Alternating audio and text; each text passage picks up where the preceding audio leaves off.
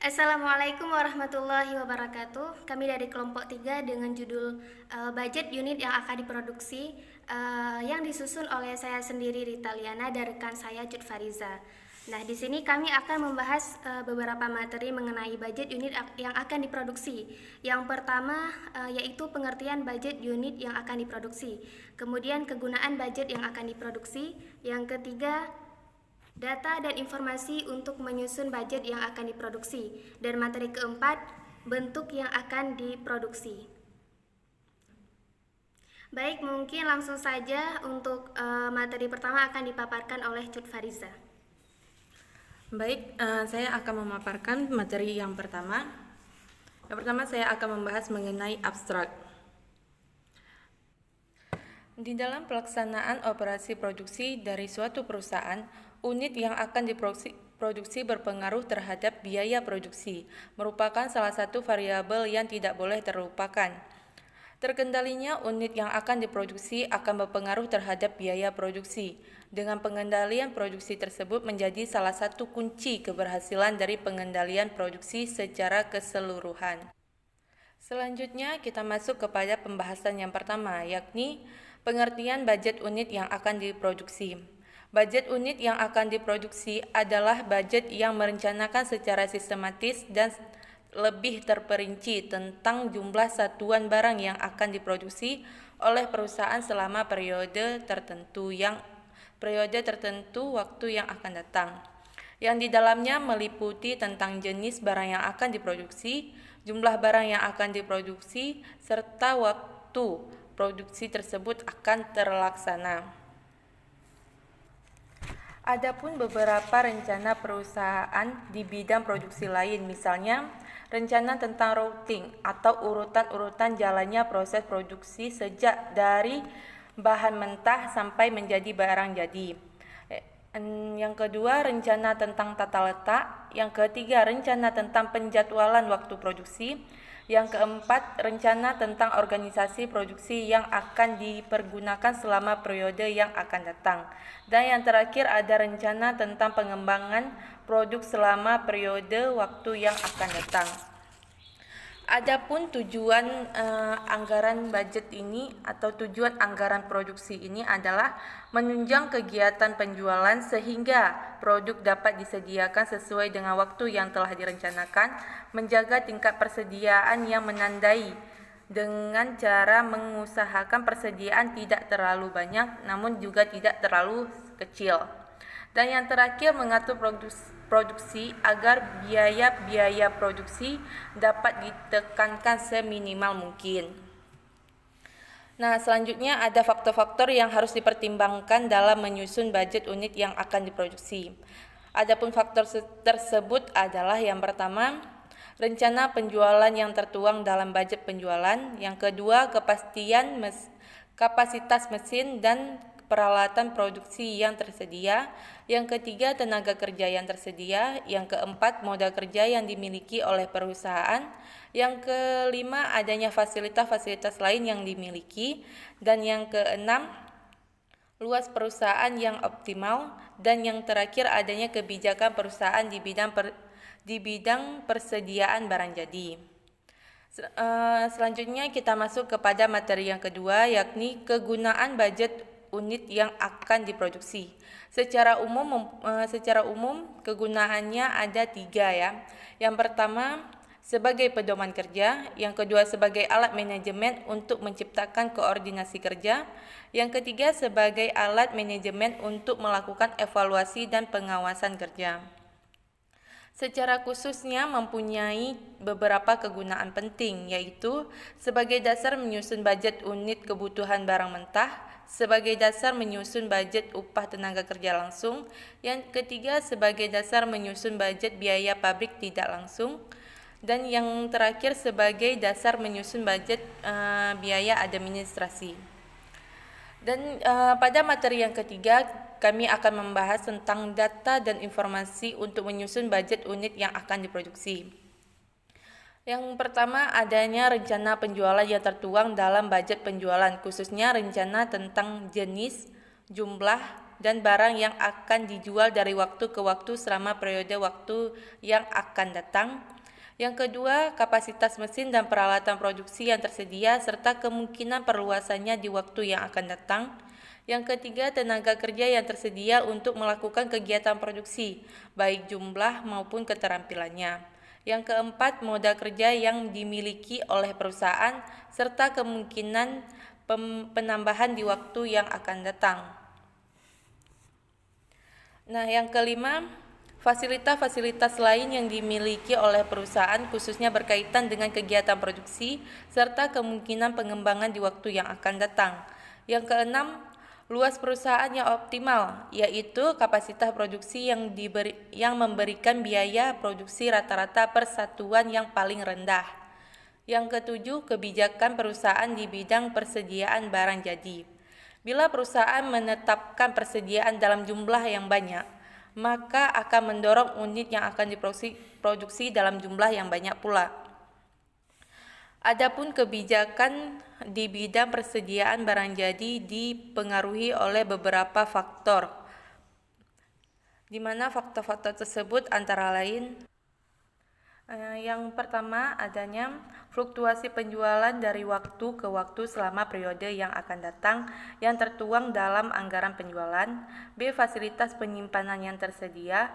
C. Modal kerja yang tersedia. D. Biaya simpan barang jadi, yaitu biaya-biaya yang harus ditanggung oleh perusahaan karena menyimpan barang jadi. Misalnya sewa gedung, biaya perawatan barang yang disimpan, dan sebagainya.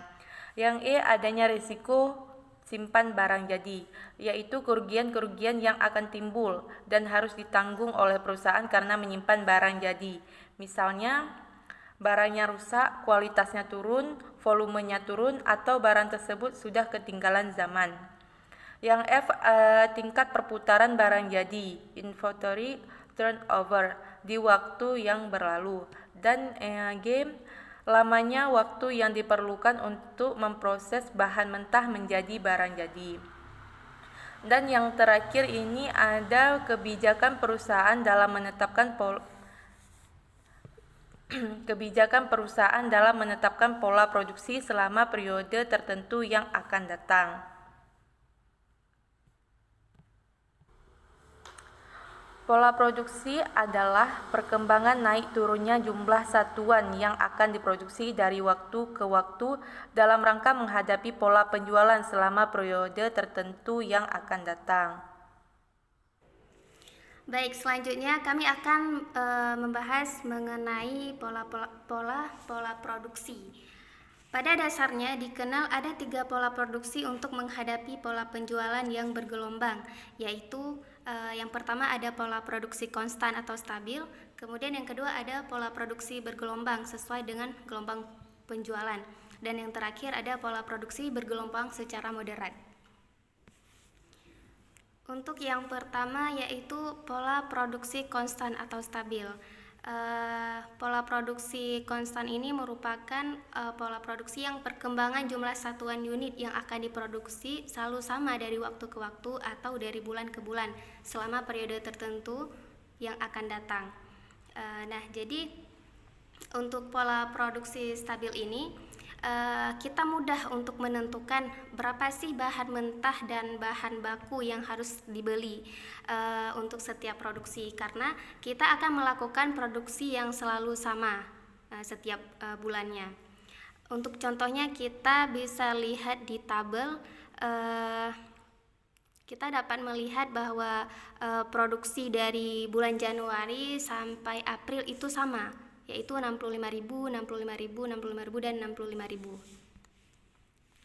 Kemudian keuntungan yang diperoleh bila perusahaan menggunakan pola produksi konstan, yaitu semua tenaga kerja akan terus terpakai, kemudian penggunaan mesin dan peralatan produksi selalu sama, sehingga akan menguntungkan perusahaan dalam menghemat biaya operasional.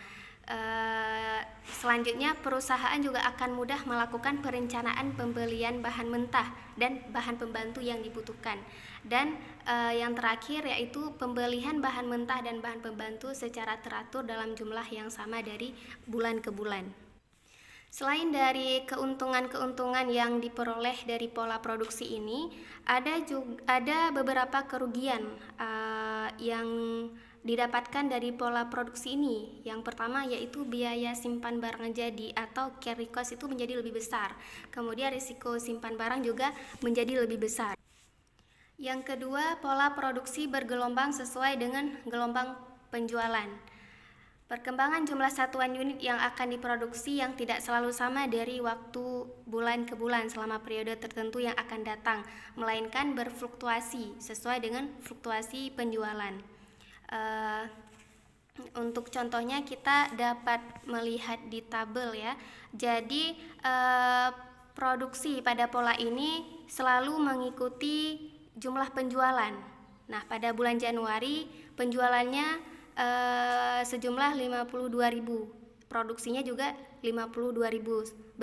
Begitu juga dengan bulan-bulan selanjutnya. Februari 60.000, maka diikuti juga oleh produksi 60.000.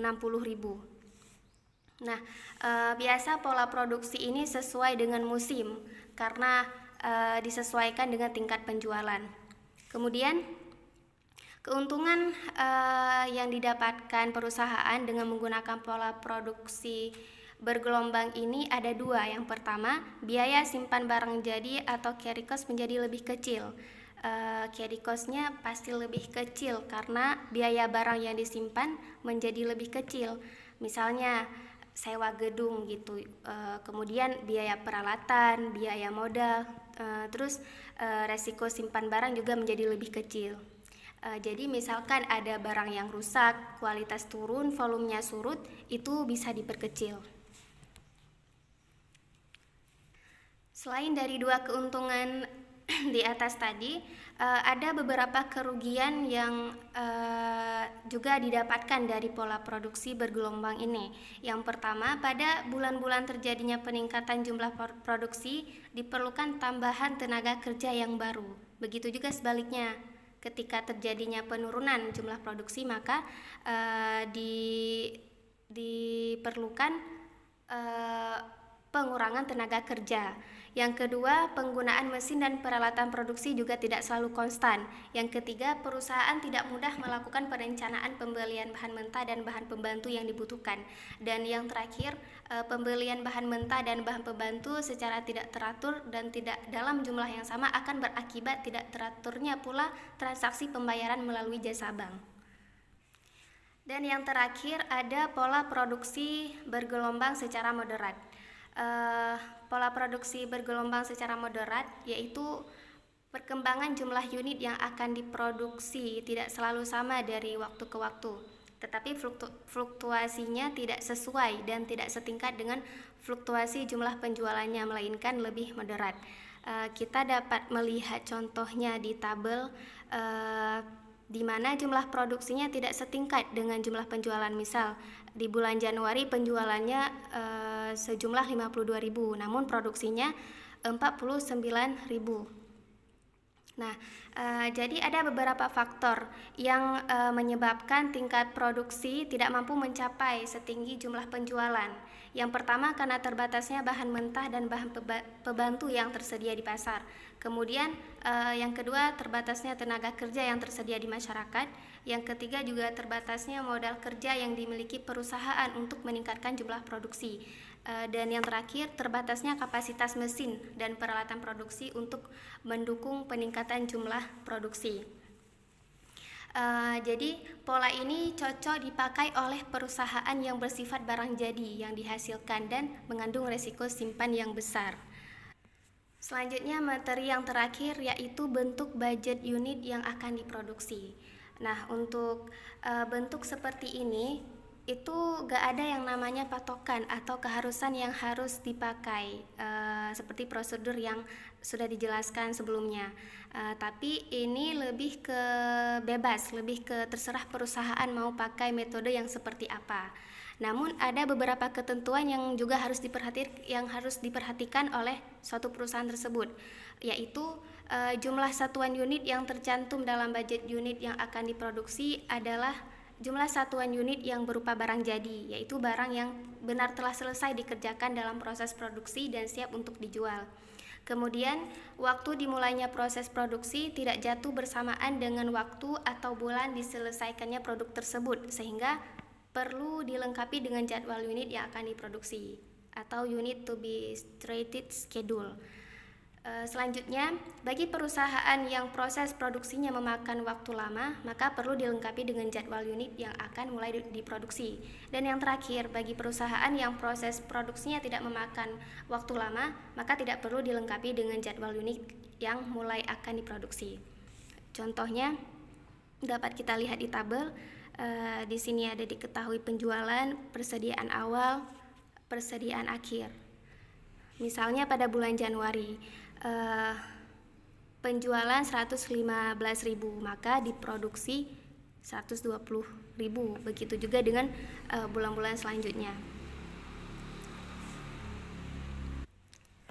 Jadi, kesimpulan dari materi yang telah kami paparkan adalah anggaran produksi merupakan dasar untuk penyusunan anggaran lain seperti anggaran bahan mentah, anggaran tenaga kerja langsung, dan anggaran biaya overhead pabrik, sehingga hubungannya dapat digambarkan dalam rencana penjualan, kemudian anggaran biaya tenaga kerja langsung, anggaran bahan mentah, tingkat persediaan, dan rencana produksi.